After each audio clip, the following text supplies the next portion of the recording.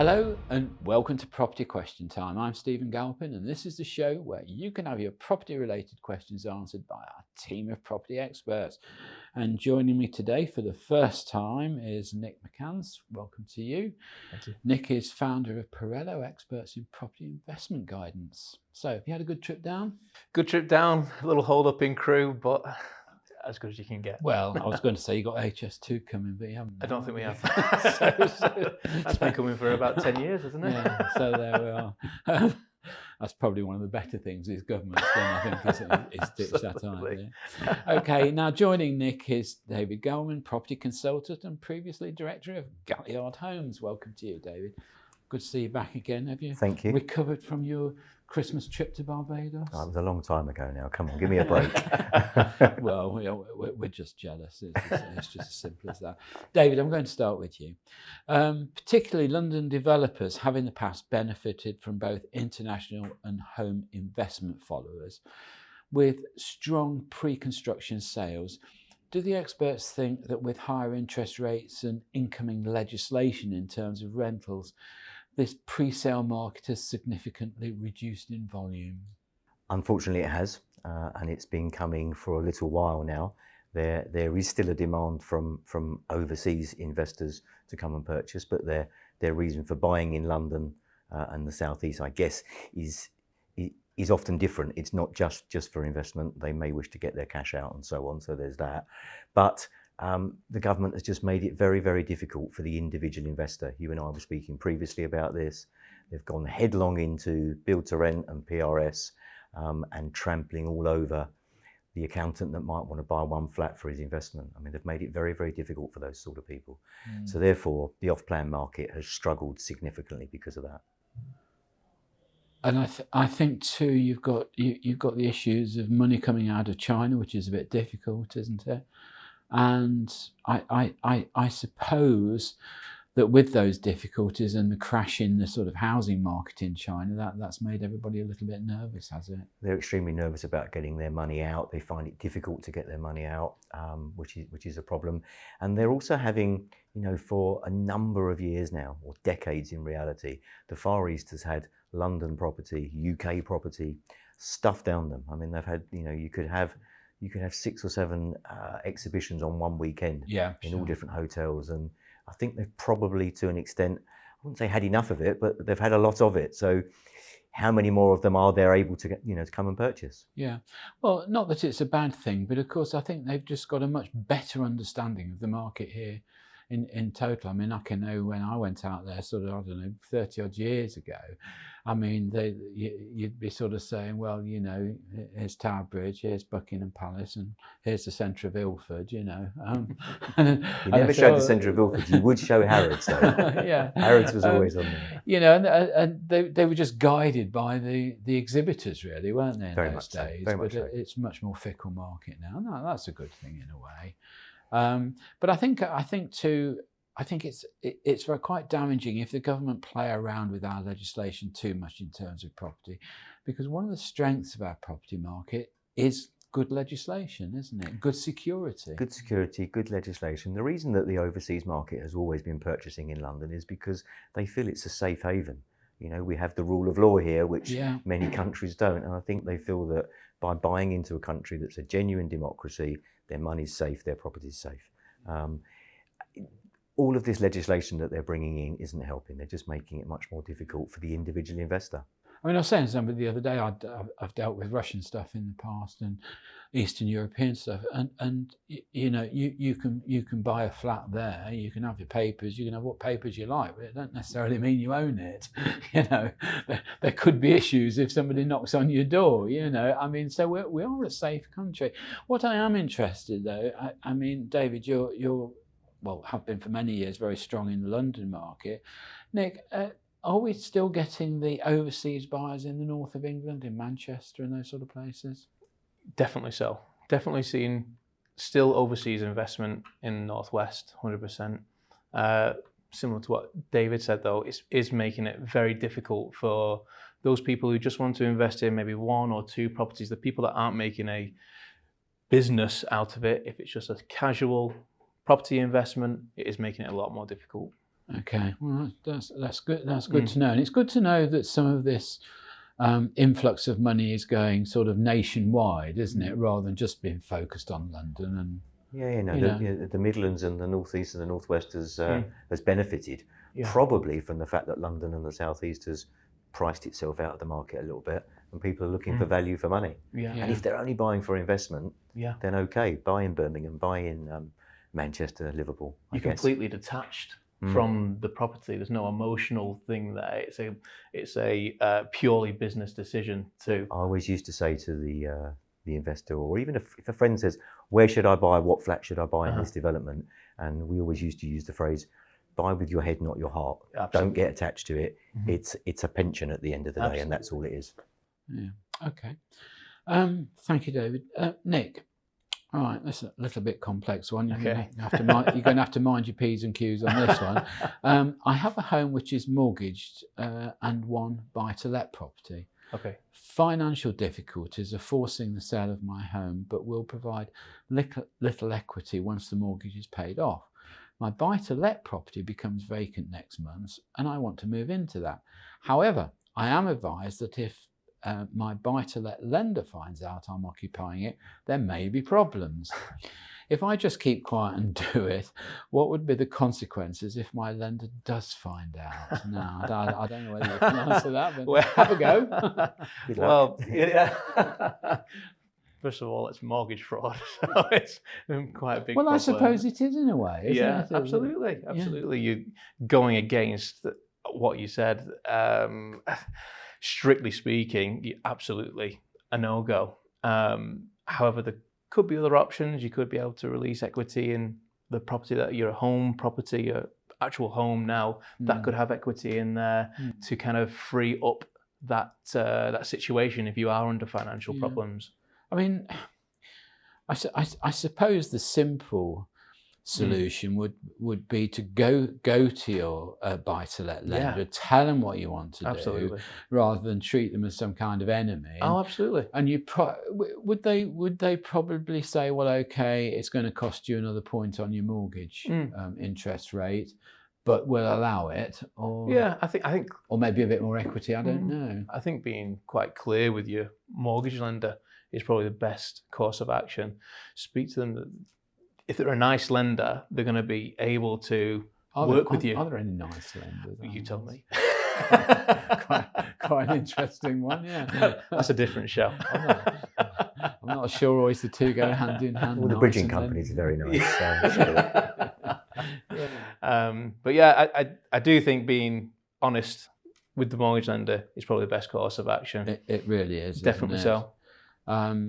Do you agree with that, David? Definitely. You've got to be honest, front up to the lender, explain what the situation is. And my guess would be, you're going to know better than me, but my guess would be that they would say, yes, we'll do this. We might charge another half a bip or what have you on it. But all they're really interested in is that the mortgage is paid every month. Yeah. That's the reality of it.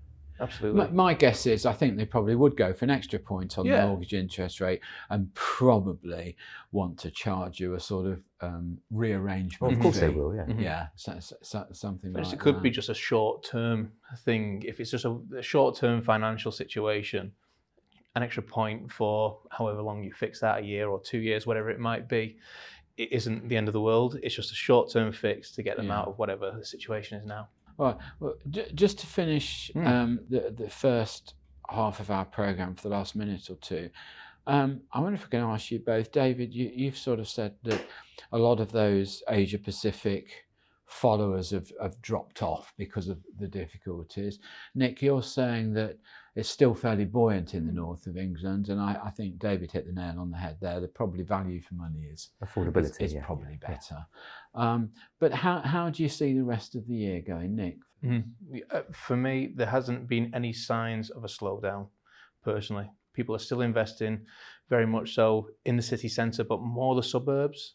The suburbs, you can get really good yields, a lot better book for your money, really. It's a much better situation. And interestingly enough, the blocks that you're sort of talking about in the suburbs and a little bit off city centre, Are they still putting in the kind of facilities that we're used to down here, the swimming pools, the gyms, that sort of thing? Or are they being a little bit more straightforward in their developments now?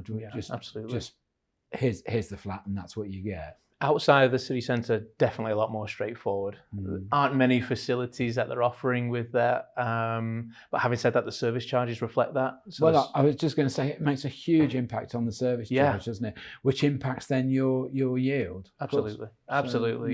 In the city centre, a lot of the service charges are expensive. Probably not as expensive as here, but Definitely not. Are we getting to be a bit more straightforward in London now, David? Very much so, yeah. I think people are trying to keep service charges down as much as they can. What I've noticed the turn of the year, January might as well not been here, to be honest with you. But subsequent to that is the return of the owner occupier for the larger, bigger apartment that they're actually going to live in, and that's a whole Which we difference. could never sell at one time. No, exactly. You wanted lots of studios and lots of one beds, and now we want lots of 2 and 3 beds finished. Council used to make you do so many 3 bedrooms, and you couldn't sell the wretched things. It's really difficult to always have to call the market, and you just look at it and go, it's flipped. It's gone from everyone wanting studios to everyone wants 2 beds, and they've got the money to buy it. So. Okay, well, there we are. That's all we've got time for in this half of the show. So join me again after the break when we'll be asking David and Nick more of your questions.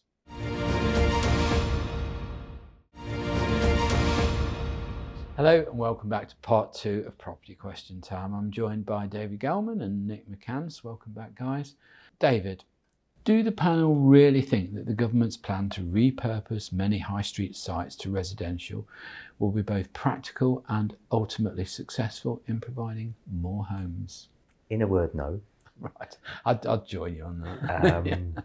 I believe that it's pretty much a sticking plaster again, and a chance for a headline to say, look how we're going to solve the housing crisis.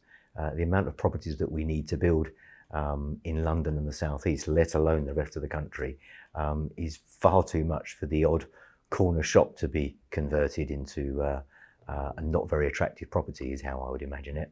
And I think we need to have a more holistic look. I don't disagree that we should be converting some decent sized office buildings, maybe warehouses we know down here in Docklands has worked fabulously well, into homes for home ownership. But the high street needs reinventing and revitalising, as you and I have discussed in the past. Yeah, well, I think my view is that the difficulty is that it's all right putting homes on the high street, which maybe suit a very small part of our population, but there's no community infrastructure there. Difficulty obviously with parking vehicles and creating parking spaces, which is probably not that desirable anyway. And I just don't think you're going to end up with the properties you need. And as you said, we do need starter homes. We do need homes that particularly young people can afford. And as I've mentioned many times on this programme before, there's a firm, Enfield Way, which I know you know, that specialised in nothing else. I mean, they were architecturally or are architecturally bland, but they are incredible value for money. They all do look a bit the same, but they have a real place in the marketplace, and that sort of thing should be encouraged. Affordable starter homes is where we need to go. That's where we need to be. I mean, it's all very, here, you look in Canary Wharf, it's all very glittery and very flash and all the rest of it. And I'm just looking out the window at a building where 1-bedroom flats are now starting at £850,000. How many you bought? Well, David, I didn't spend Christmas in Barbados. It's a problem. Let's build on the edge of the green belt. Let's have a look at things like that where house builders, traditional house builders, can come along and build affordable starter homes for people. Yeah. Well, as I was sort of going to say, really, I spent some time in Ukraine, and I noticed young people at the weekends were just walking in the parks and just doing very natural, simple things. And it was actually quite strange to see. But then I realised that these boys and girls haven't got the amount of tablets that our kids have here. They haven't got the phones, they haven't got the internet everywhere. So it's the natural things that were were the norm Of course. at a weekend. So our green belts are not used in that way anymore. They're used for dog walkers and the occasional ramblers and that sort of thing. And I just don't think the green belts are so important as they used to be. But I think you're going to tell me that the politicians are. Well, unfortunately, yes, you're going to interfering. get NIMBYism. You're going to get politicians from the shires who are going to say, over my dead body, I want my green belt. And yeah, of course, you need to protect our green and pleasant land, whatever you want to call it. But you can steal a little bit there and a little bit here, and you can create the communities. It is all about creating communities. If you're building on, I can't think of a high street. If you're building on a high street and you're forcing people to take up home ownership in what was formerly a shop, where's the infrastructure? Where does it work? It just doesn't. Well, it's a huge problem. I mean, David, you know, I mean, you actually ended up buying the building. I used to work for Sir Terence Conran down at Butler's Wharf at Tower Bridge down there. And that was the first building to be redeveloped from a warehouse situation.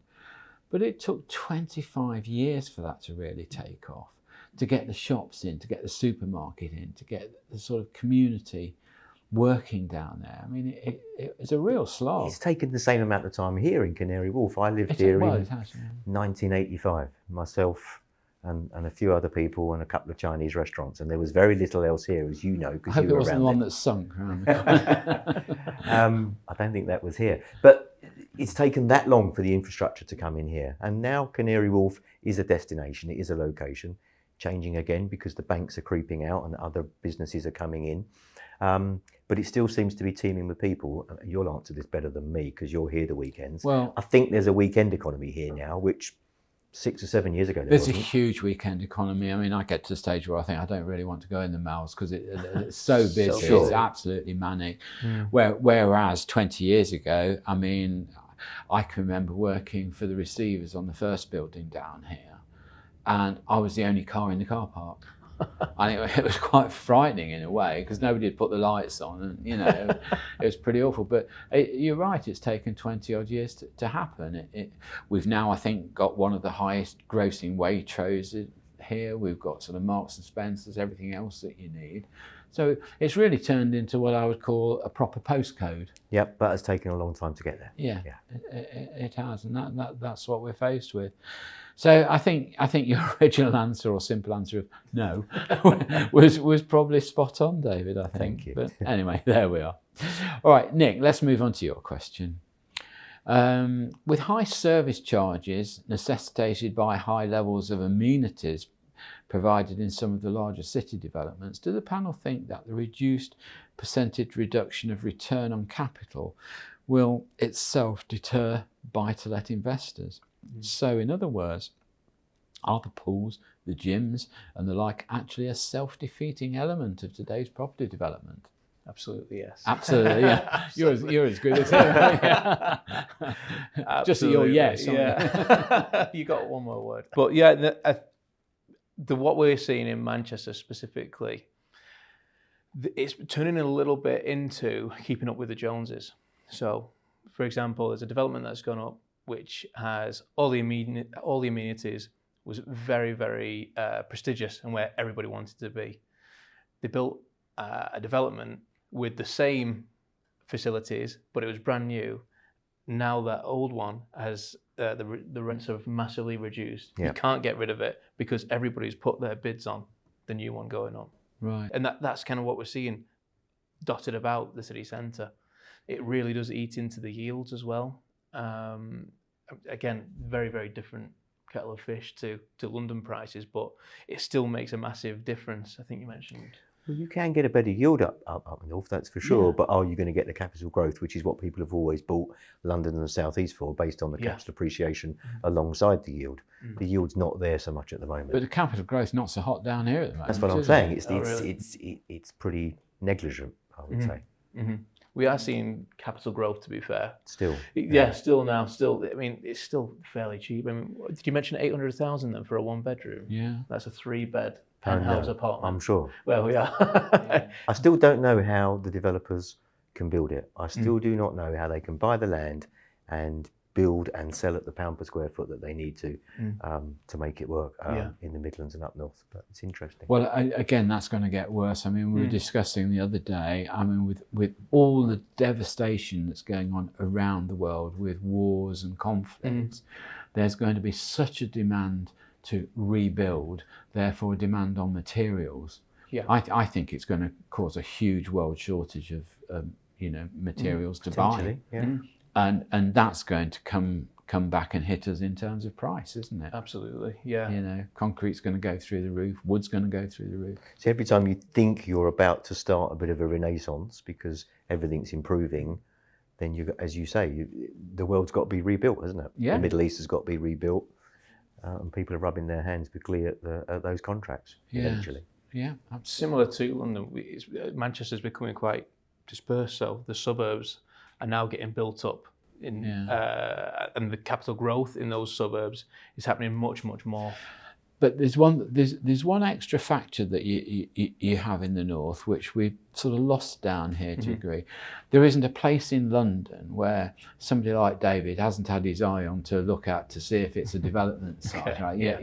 Every single square inch has been looked at. It was always about finding the next area, and I'm not sure where the next regeneration area is. I'm still waiting for Commercial Road to take off. I was told it would about 30 years Everything ago. else around Shoreditch, as I can testify, has. I mean, it is fantastic around. I'll give you that, yeah. But you've got areas in the north, in Manchester, Liverpool in particular, where the conversion from what it was to what it is today is just stunning, isn't it? Absolutely, yeah. Really worlds apart, absolutely worlds apart. We are finding that the borders of Manchester are now a little bit blurred with the amount of development. Sure. So it's leaking into Salford, it's leaking into the student areas like Fallowfield and Levenshulme, these sorts of areas which are almost becoming quirky places to live and It sounds trendy. like a different country, doesn't it? Yeah, It's the minute the organic shops and restaurants open up, that's when you go and buy. absolutely. 100%. Okay, well there we are. I'm going to say a big thank you to Nick McCance and to David Galman for joining us on our programme today. Thank you so much. both very much Pleasure. for coming in. Thank you so much. I'm Stephen Galpin. Join me again next time on Property Question Time. See you then.